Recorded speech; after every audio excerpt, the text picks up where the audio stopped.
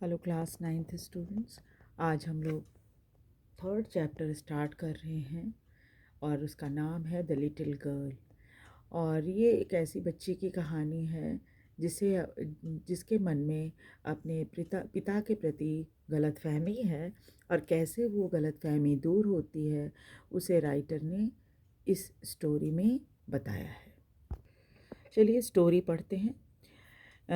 To the little girl, he was a figure to be feared and avoided. उस छोटी बच्ची के मन में पिता के प्रति एक ऐसा भाव था कि उनसे डरना चाहिए और जितना हो सके उनको अवॉइड करना चाहिए, यानी उनसे दूर रहना चाहिए। Every morning before going to work, he came into her room and gave her a casual kiss. और हर सुबह वो जो काम पर जाने से पहले वो उसके कमरे में आते और उसे यूं ही चूमते माथे को उसके। And to which she responded with goodbye father. और उसके बदले में वो जवाब में बोलती गुड बाय पापा, क्योंकि वो ऑफिस जा रहे होते। And oh, there was a glad sense of relief when she heard the noise of the carriage growing fainter and fainter down the long road. और ओह कितनी तसल्ली उसको होती, इतना रिलीफ वो महसूस करती जब वो उनके गाड़ी के जाने की आवाज़ को सुनती। और फिर जो वो गाड़ी की आवाज़ जो है जब धीरे धीरे दूर होती तो क्या होता, आवाज़ और कम और धीमा हो जाता है ना। जैसे कोई गाड़ी आपके घर के पास रहेगी तो आवाज़ ज़्यादा आएगी और जब दूर जाएगी तो धीरे धीरे करके उसकी आवाज़ धीमी होती जाएगी।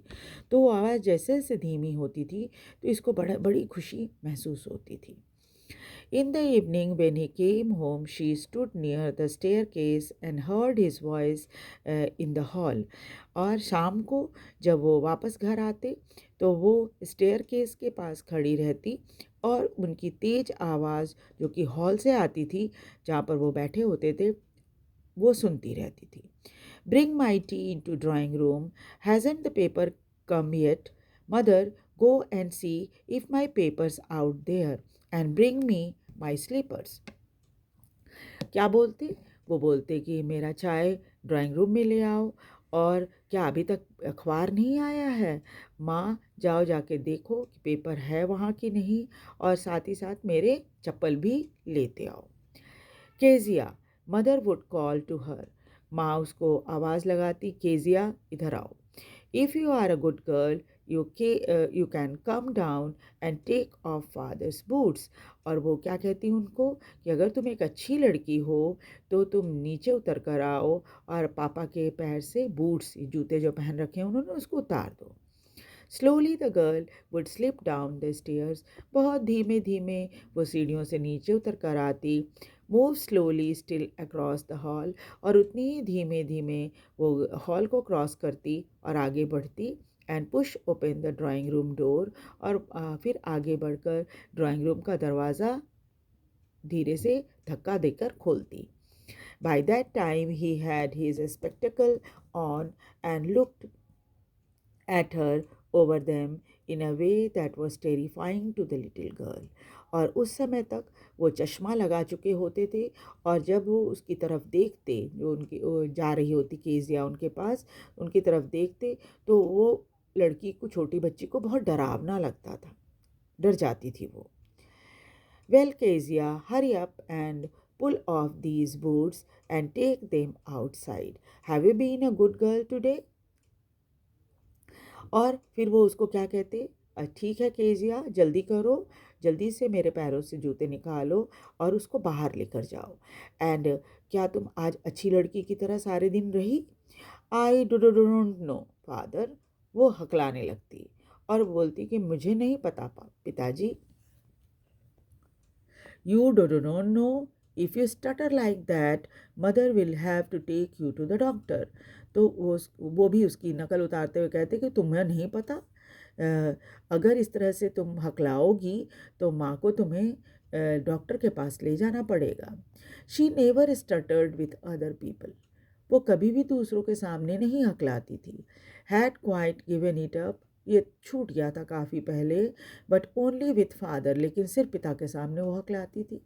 Because then she was trying so hard to say the word properly, क्योंकि पिता के सामने वो हर शब्द को बोलने में बड़ा प्रयास करती थी, और ताकि वो शब्दों को सही से बोल पाए। What is the matter, what are you looking so wretched about. और तब वो पिता उससे पूछते कि क्या बात है, और किस वजह से तुम इतनी अनहैप्पी दिख रही हो, है ना।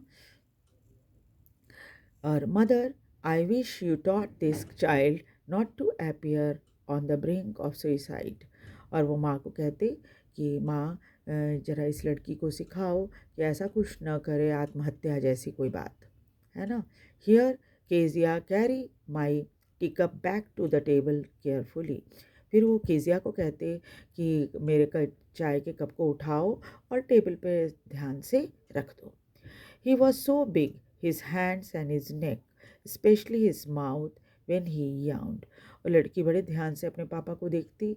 बहुत लंबे चौड़े व्यक्तित्व वाले, पर्सनैलिटी वाले व्यक्ति थे। हाथ भी बड़े बड़े थे, गर्दन भी बहुत बड़ी लगती थी, और मुंह तो और भी बड़ा लगता था, ख़ास तौर पे जब वो यावनिंग यानी कि जम्हाई लेते थे, है ना। जब नींद आती है तो हम जम्हाई लेते हैं, बड़ा बड़ा मुंह खुलता है, तो पापा का मुंह उसको बहुत बड़ा लगता था। Thinking about him alone was like thinking about a giant. और जब वो उसके बारे में सोचती तो उसे लगता था कि सिर्फ वो एक जायंट के बारे में, राक्षस जैसे बड़ा व्यक्तित्व होता है राक्षस का, वैसा दिखते थे वो। On Sunday afternoon, grandmother sent her down to the drawing room to have a nice talk with father and mother। उस दिन रविवार था। दोपहर को अक्सर दादी माँ कहती थी उसको कि नीचे ड्राइंग रूम में चले जाओ और जाके खूब प्यार से अपने मम्मी पापा से बातें करो। But the little girl always found mother reading and father stretched out on the sofa, his handkerchief on his face, his feet on one of the best cushions, sleeping soundly and snoring। लेकिन जब ये छोटी बच्ची नीचे जाती कमरे में तो देखती कि माँ तो कुछ पढ़ रही हैं, पिताजी जो हैं वो सोफ़े पर सोए हुए हैं, और अपना जो रुमाल है उसे अपने फेस पर रखा हुआ है, और अपने एक पैर को खूब सबसे अच्छी वाली कुशन जो होती है उसके ऊपर रखा है, और बड़े आराम से सो रहे हैं। और लंबी लंबी जो ये होती है ना खर्राटे, खर्राटे मारना, वो खर्राटे मार रहे हैं। देखिए इसमें फ़ोटो भी बनी हुई है कि जब वो कमरे में जाती देखती माँ पढ़ रही है और पापा जो है सोफे पर सोए हुए हैं। फिर वो she sat on the stool, वो जाकर स्टूल पर बैठ जाती। Gravely watched him until he woke and stretch, और बड़ी गंभीरता से उनको देखती रहती जब तक वो जाग नहीं जाते और अंगड़ाई नहीं लेते। एंड आज द टाइम, फिर वो समय पूछते। And then looked at her, फिर उसको देखते। Don't stare so Kezia, you look like a little brown owl.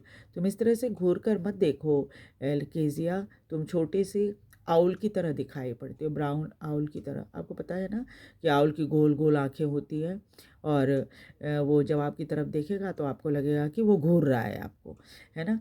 तो वो अपनी बेटी को बोलते हैं।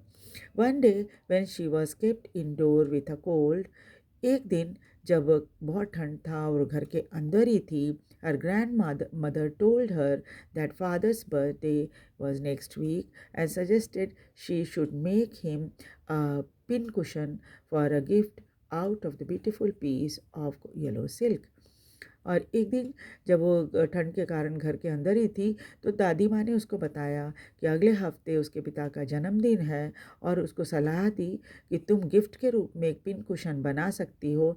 उनके पास येलो सिल्क का एक कपड़ा था, उसकी मदद से।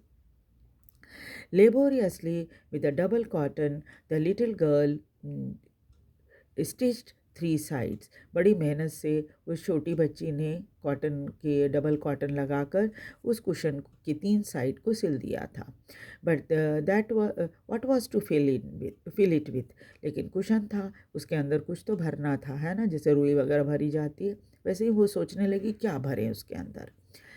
दैट वॉज द क्वेश्चन, उसके सामने बड़ा प्रश्न आ गया था। The grandmother was out in the garden, दादी माँ बाहर गार्डन में थी, and she wandered into mother's bedroom to look for a scrap. और वो माँ के कमरे में घूमने लगी इधर उधर, कुछ मिल जाए ऐसा कुछ फटा पुराना जिसे वो उसके अंदर कुशन के अंदर डाल सके। On the bed table she discovered a great many sheets of fine paper. जब वो वहाँ पहुँची तो बेडरूम में जो बेड था उसके बगल में एक बेड टेबल था, उसके ऊपर भी बहुत सारा अच्छा पेपर जो था वो रखा हुआ था। गैदर्ड देम अप, उसने क्या किया, सारे पेपर को इकट्ठा कर लिया। Tore them into tiny pieces, छोटे छोटे टुकड़ों में और पेपर को तोड़ दिया। And stuffed her case, then sewed up the fourth side, और सारे फटे हुए पेपर को उसके अंदर डाल दिया और उसकी चौथी साइड भी सिल दी। सो आगे की कहानी हम नेक्स्ट क्लास में पढ़ेंगे। आप ध्यान से इस स्टोरी को देखिए और प्लेलिस्ट में जाइएगा। बाकी सारी स्टोरीज़ की और पोएम की भी डिस्क्रिप्शन जो है एक्सप्लेनेशन वो दी हुई है मैंने, आप उसको भी देखिए। लाइक और सब्सक्राइब कीजिए। Thank you very much.